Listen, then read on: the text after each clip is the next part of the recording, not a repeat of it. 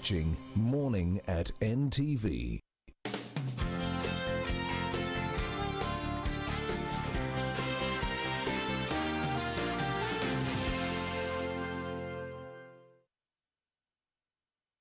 Morning at NTV, we're live from Kampala Serena Conference Center. I'm Andrew Chamagiromuntuawansi, and it happens to be one of those days, 15th of February 2022, as the pressures to increase the yields forces farmers to, turn to hybrids. There is an ongoing effort to ensure that we do not lose our organic crops. Yeah. Now, to bring this conversation home with me, I have Mr. Francis Nsanga, the project manager at the Knowledge Hub for Organic Agriculture in Eastern Africa, and Joshua Aijuka will be joining me on Zoom, the project manager in Pelum, Uganda. Now, this conversation is on Twitter and on YouTube. The hashtag is Morning at NTV. Good to see you, Mr. Nsanga. Thank you, Andrew, and good morning. Good morning, our viewers. Now, for starters, what do you mean by organic agriculture? Well, maybe before I answer that question, I would just like to create some understanding of what we are doing. Okay. So, as the Knowledge Hub? Yes. Perfect. So the Knowledge Hub for Organic Agriculture in Eastern Africa is one of those very important projects in this country and in the region. Because why important? Because we want to have our organic food that gives us health, our organic food that gives us vitality. You already know that without organic food, without natural food, we are gone. We are finished. That's true. And we shall know this in details as we go on. But what I wanted to say is that the Knowledge Hub for Organic Agriculture in Eastern Africa is in 4 countries as we speak right now. It is in Uganda, it's in Tanzania, it's in Kenya and Rwanda. And in April 2022, just a month from now, we shall have Madagascar on board.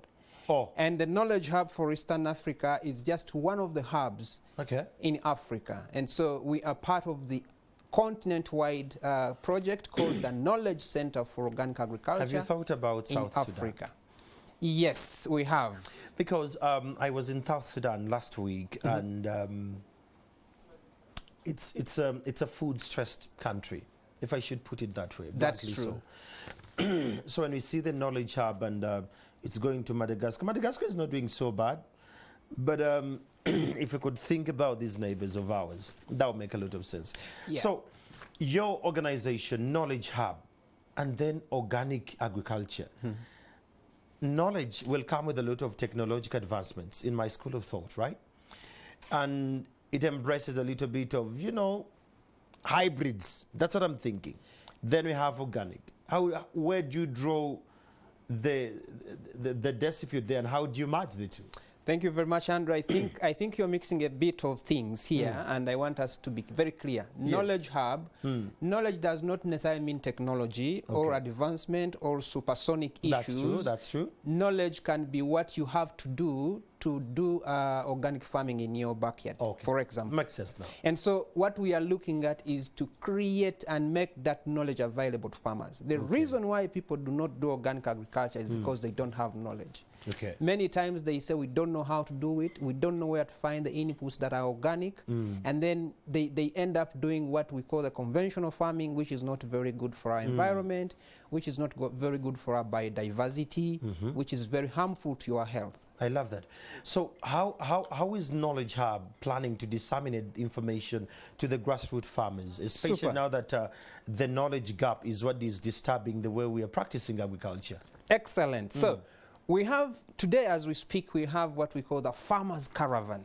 It's going around places in this country. We are going to Kayunga, Wakiso, Bui, Kweruero, Nakaseke, Masaka, name it. And so we are taking our multipliers.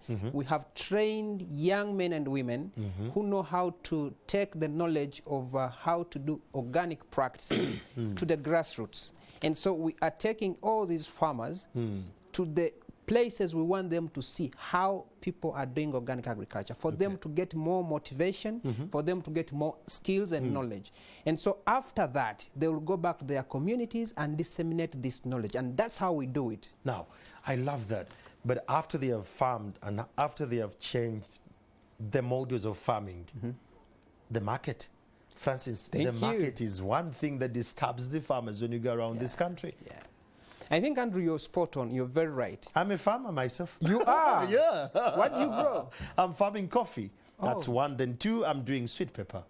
Great. Yeah. So I think the market has been one of the challenges that we've had from farmers. Okay. And I will take you back to the knowledge gap. The problem is that people do not know. For example, I eat organic in my home. Oh. Okay? And if no one knows that I do, they will not market to me. You get my point? Yes, sure. And there are many people like me who are in this country and outside of this country. Yeah. And so the market exists. What we need to tell the farmers is where is the market and how can you get connected. Yes. And so in the Knowledge Hub for Organic Agriculture in Eastern Africa, we have 3 objectives. And the first one is to collect organic agriculture knowledge. Collect it. The second is to disseminate that knowledge. To the way farmers. I've told you, it goes down to the farmers through our multipliers. And then the third is to network between the value chain actors. The value chain actors from the production to the consumption. And so we want these guys to network so well so that the guy who is at the market node knows where the production is taking place. Wow. And the guy at the production knows where to get the guy at the market node. Nice. And so that's what we are doing. I think the biggest problem is the market, is the knowledge hub, the knowledge gap. People need the knowledge, and we are here to do that and take it a little higher so that farmers can be connected to the buyers, and if they want, they can still go to the market themselves. And this is very much possible. Nice. Now, so while you're doing all these, I see now you're having a little bit of more like a partnership with Pelum. Why now? Why Pelum? Why did you guys come together? Do your visions merge in one or the other? I know Pelum is passionate about food and all, but why now? Okay, so let me again put it right somehow, because the Knowledge Hub for Organic Agriculture in Eastern Africa is in 4 countries. I mentioned that in the beginning. Yeah. And so each of these countries has got a country implementing partner.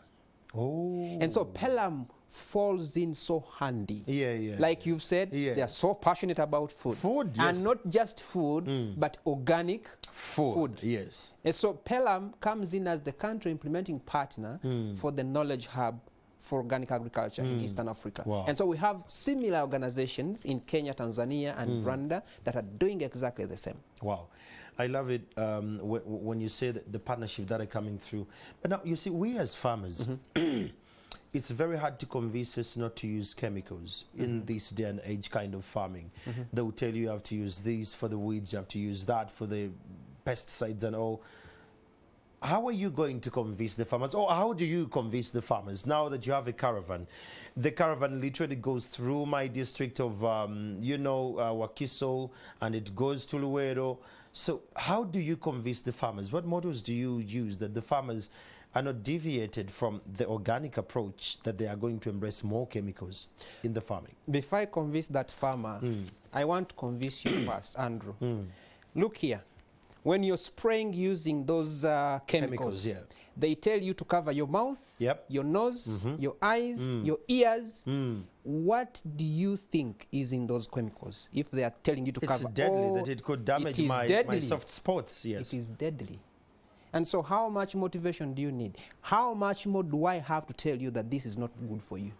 Okay. That makes sense. Yes, exactly. So if they are telling you to cover all your soft parts when you're using them, it's obvious. It's obvious. And that's why we want our farmers to understand that the best way to do it is to go organic. Why? Because even the materials for organic farming are locally available. Everywhere you go. I love when you say local available. Like what? If I just want to stay organic, like besides the manure, the cow dung and all that. You see, I could have the cow dung, I could have the urine of whatever it is, but the application, how I apply it and in what quantities and the quality of when to apply, that matters. I am happy you already know that the cow dung does a lot of stuff. I'm a farmer. So the cow dung, all these wastes from our animals, from the chicken, will do a great job in giving us manure. But there are also, organic pesticides. We've just been to Kwagala farm here in Wakiso, in Kisasi, not even in Wakiso. Kisasi is in Kampala. And so Dr. Diana Nambatia, for example. She's doing remarkably great. Thank you. You know her. Yes. And so she has these inputs, organic inputs. We have Kulika Uganda. I think you've heard of Kulika Uganda. Yeah. They are having organic pesticides. There are other farmers, there are other organizations that are doing organic inputs. So what we are creating, we are addressing this, information gap that people do not know that organic inputs actually exist. Yeah. So in addition to your cow dung, to your household, residues, rubbish, everything, there are even organic pesticides, organic fertilizers, on the market, organic everything. And they are affordable. Very much so. I will tell you for sure, it is 10,000 for a liter of organic pesticides, for example. And that can mix up to 20 liters. And you don't need gloves, you don't need to cover your eyes, you don't need to cover your mouth, you don't need to cover your ears. Because it's organic. Exactly. Wow. So this is what we are talking about. Joining us on Zoom, we have a colleague, that is Mr. Joshua Aijuka, the project manager at Pelum. Joshua, if you can hear me, good morning. Oh, he's not here yet. Coming back to you, Francis, what are the benefits of staying organic? One of them is being very healthy. I'll tell you frankly, if you have eaten organic, let me give you an example. Everything you do and you do well, you get some results. If you go to the gym and you go there for 21 days, what happens? Of course, you see the results. You see the results, and you want to go there again. And I'll tell you, eat organic. You'll see the difference. Many of you in this COVID, 2 years of COVID, I think all of us have experienced something. That is violence. The way you've secluded yourself, like many of you. Exactly. Carry on the organic. Because I'll tell you that people who have been eating well, for sure, there's no need for any scientific proof. They have been better. Okay. They have been more resilient than those who eat rough fast foods and everything that doesn't go with the body very well. And so I'll tell you frankly that if you do organic, you'll be contributing 50 to 70% of your health. Okay. I do not need a lot of your, what do you call them? These things for antibiotics. I'll tell you for sure, I am a living testimony that I eat well and I live well. You don't need to go to the hospital. I go. I go. I'm not saying I don't go. I go. But I'll tell you the frequency that I go to hospital, for example, is not. And then you're the person who is not organic. I mean, it's self-explanatory. Wow. So eating organic is very, very important for anyone. Look at our children. Yeah. We really need to be sincere and honest to ourselves. If a child is missing nutrients, where do you get them? In organic foods. In organic foods. Of late, they are bringing a lot of supplements. They say there is this supplement you can swallow 7 tabs a week, and it will be within your system. Everything that is not natural will not come right. Everything that is not natural is not recommended. If the natural things are available, why do you go for a supplement? If the natural ones are available, what is it in there that is not in the pineapple? Find it in the pineapple. Exactly. Why don't you find it in the orange? Why don't you find it in the mango? That brings me to another conversation, Francis, here. The way we eat of food, most Ugandans are not cognizant with what we call the food layering. The way we eat, the layers of our food are not so much phased that they can actually give us the nutrients we need and the support we need as our bodies. How are you bridging that gap? Now, you're talking to the farmers. How can we, as the Wanayinchis, tap into this other knowledge of how best we can actually eat healthy so that you can have, simple balanced diets that are maybe on your portal or on your website, someone could actually tap into that? I think you have touched a very important part. I know we are doing work with the farmers, but we also need to go deeper into the nutrition itself. The consumers. Exactly. And so we have seen people who pack their plates with only one type of, food nutrients. Proteins. Starch, proteins, and there's nothing else. The carbs are heavy. So I think we also need to cover and address that information gap. People need to know how to, decorate, if I can use that word, decorate your plate. You should be having more veggies and more of the green and on your plate than the red, for example. I'm talking about red in the sense of red meat. Yes. I'm not saying don't eat. I don't eat red meat. But if you have to eat red meat, minimize. and then have maybe 50 to 75% green stuff. Okay. There you'll be doing a good job. Wow. Yes. But you see, it disturbs and it beats my understanding of late. Whenever I go for occasions, even our service providers, don't you think we need a nutritionist at every kitchen? We do. Because the foods they're giving, they're all carb heavy.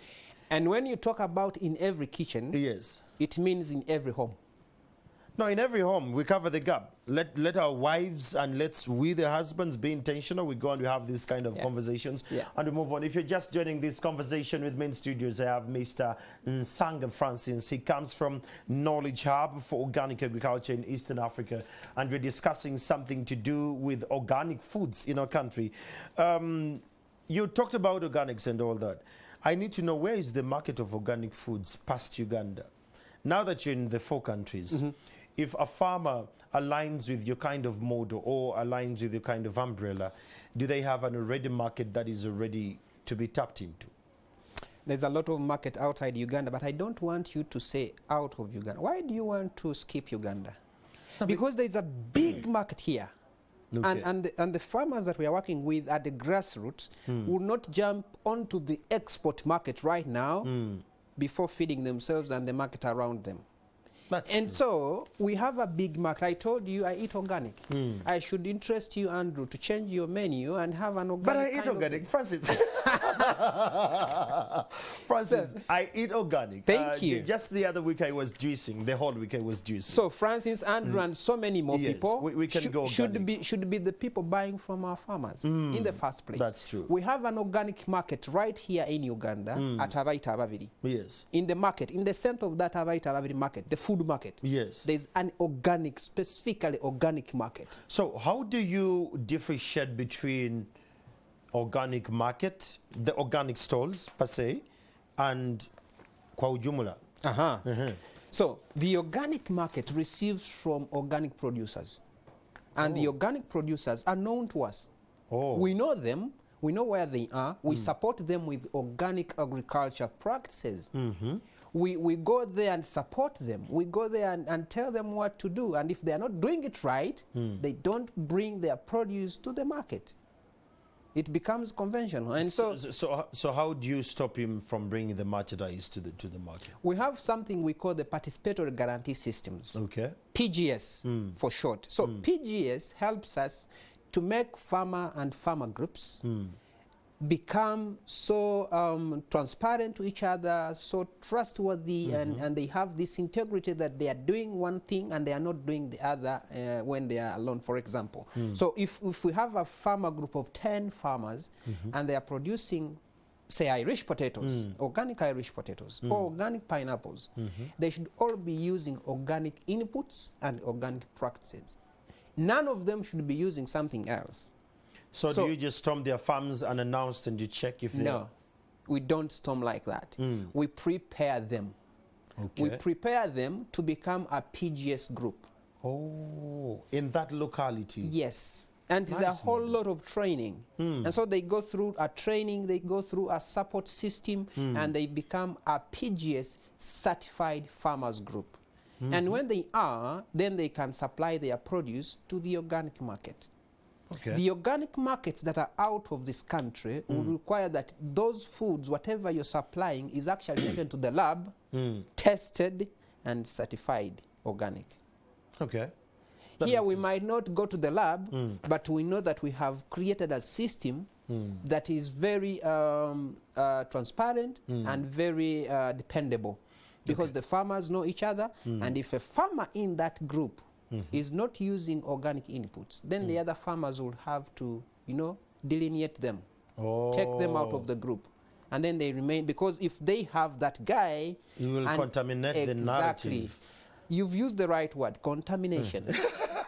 They will contaminate the good things. This is a good conversation. Now let's look at the produce. It's in the stalls. One stall is for non-organic, one is organic. The prices, how do they differ? Does the one with organic get more profits than the one who is non-organic? Ideally, it should be the case. And that's what we are promoting. And I would buy an organic product more expensively because I know the value. I know. I will, if I know it is organic, I wouldn't mind about the price. This is what helps me and what should help the farmers to be motivated to do organic. Francis, now this is in plants. Does this scale down to animals as well? Exactly. Agriculture is animal and plants. Yes. You know? So let me give you an example. I want to go back to the spraying that we talked about. They are telling you cover every soft spot of your body. And then you go touch the things. Where do you, when you spray, where does the water go? Of course, it goes to the downstream. To the downstream, and then it comes out in the produce I'm actually going to get and eat. So we are saying it should be, we should in as much as possible, you know, eliminate the use of conventional methods because it affects the environment. We want our biodiversity. We've not even talked about the insects, especially the most important insect, the bee. When the bee comes to that flower that has been sprayed with the conventional, you know, chemicals, what will happen? It will die. We have seen bees dying, and you know the importance of bees in our lives. Oh yeah. So if we kill our biodiversity, we have killed everything, including the animals. Because the animals will go and feed on the grass that has the chemicals. The animals will go and drink the water that has the chemicals. Now, when you talk about this, while you're on the ground, is there a political will? You know, when you go to the villages and you're talking to the farmers, the councillors make a lot of noise. The politicians, at times, they want to sabotage. There are people who don't like this conversation, by the way, between me and you. Yes. Those who bring in the pesticides that are in the conventional way of doing this kind of business. So how do you deal with that? First of all, I want to thank, I think the government has a very good political will. Through the Ministry of Agriculture, we already have the National Organic Agriculture Policy. Yeah, and the framework is clear. And the framework is clear. And so for us, all we want to do is to go to the grassroots and now implement the policy, because the policy was passed. So that's a very good political will. And so there is nothing else we are going to ask. All we need to do as key players in the organic sector is to go implement the policy. Nice. How do farmers now join? There is a farmer there watching is like, I wish I can join them. Or we are 7 of us, or we are 10, 15, and would like to be organic farmers. How long does it take them to shift from the conventional farming to organic farming? What are the processes? If they are going to join you, where do they find you? Do they go to the district agriculture officer, or there is a special desk for organic farmers there? Okay, thank you very much. I think to start with, at the Ministry of Agriculture, there is a desk for organic agriculture, first of all. So at the helm of everything, we have a desk. Nice. That is important. And so when you go to the districts, you go to the grassroots, we have partner organizations that we work with. I will tell you that in Luwero, we have many of them. In Wakiso here, we have many of them. And Kulika, Uganda is one of them. We have St. Jude Family Projects in Masaka. We have a FAD here in Wakiso. Are the ones in Luwero working? Yes, they are. Because Luwero has a lot of pineapples, and it beats my understanding that the pineapples from Luwero are totally different from the ones from Mubende. I think that's how different are they? The taste. The taste. The taste is unique, and the texture, for some reason, one or two, seems not to be the usual. I don't know whether it's the weather or, but now it's kind of making sense. But again, the same people from Luwero are grappling with the market. I want to thank you very much for that question and for that observation. Now you know the taste is different. The taste of pineapples from this place is different from that place. And so that's a very good point for us to start from. Okay, so if it's different, what is it causing it to be different, first of all? And the market issue that you've brought in at the end is the information gap we are trying to bridge. Exactly. Some of sometimes the seasons are producing too much. You know, the seasons bringing too much of the pineapples, and then there's a time when there are no pineapples. And so what do we do? One of the things we have done with the farmers is that if you have a lot of pineapples, can we add value? Can we extend the shelf life of the pineapple by probably making it dry or making juice, and or making powder? Exactly. So that's what we are doing. But maybe it will not be seen, especially when you walk around, the streets, when you're going to the Kasekes of this world, and you'll find some of the farmers still grappling with the market. It's because we probably have not reached there, and we want to reach every single farmer. Now, a farmer who would like to join you, Francis, where do they find you? What are your Twitter handles or the number to call to join to become organic? Okay, great. So one of the things that the farmer should know is that Pelum Uganda has an office in Kampala. Okay. In Ntinda here. They are at plot 41 Factory If I can't Road. come to Ntinda. If you can't come to Ntinda, you can make a call. Okay. Okay? You can make a call on 0702 739 713. And on digital platforms, are they on Twitter and Instagram? I wanted to end with that before you actually close. I can see you're preparing to land. My time is... So we have what we call the knowledge, the digital platform for organic agriculture. It's a portal? Yes. Nice. And it's going to cover the entire continent for all the 5 hubs that I talked about in the beginning. And so the digital platform is going to have everything we've talked about. Nice. Everything that we've talked about. Market, price, da-da-da. Exactly. It's a knowledge portal. Nice. And so the knowledge products about marketing, about organic practices are going to be put there. Validated. Nice. Not concocted. Validated knowledge will be put on the platform, and everyone everywhere can access. Now you're saying will, that's future tense. When is this happening? April 2022 we are launching. Well, there you have it. That is Francis Nsanga from the Knowledge Hub for Organic Agriculture in Eastern Africa. And of course, they're in conjunction with Pelum Uganda, making sure that we stay organic. He was, hitting us so hard, those one of us who just eat everything that comes on a plate. Let's be a little bit colorful when we get to eat food. I'll take a break for now and I'll return. Good morning.